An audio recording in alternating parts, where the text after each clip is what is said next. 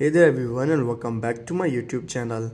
So guys, today in this video I will tell you how to fix phone number unavailable for iMessages and FaceTime. So guys, many iPhone users are complaining about after updating to the latest version of iOS 17, they are facing an issue of phone number unavailable for their iMessages and FaceTime and they don't know how to fix this issue. But guys, don't worry, I have got your back.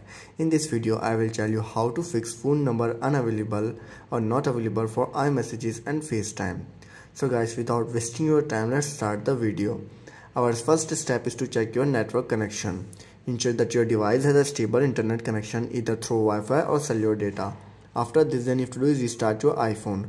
Sometimes a simple restarting your device can resolve temporary glitches. Turn off your device by going to the settings. Then scroll down and then tap on general, again scroll down and then tap on shutdown. Shut down your iPhone and then restart it after 15 to 20 seconds later. After restarting your iPhone, then you have to do is update your iOS version. Make sure your device's operating system is up to date.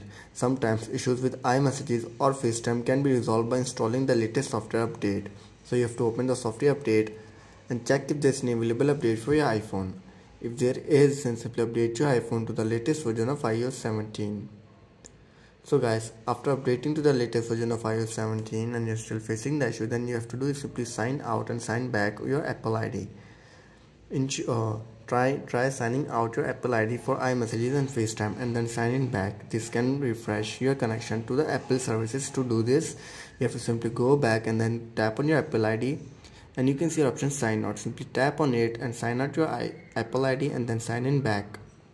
After this, then you have to do is check your date and time settings. Ensure that the date, time and time zone settings on your devices are correct.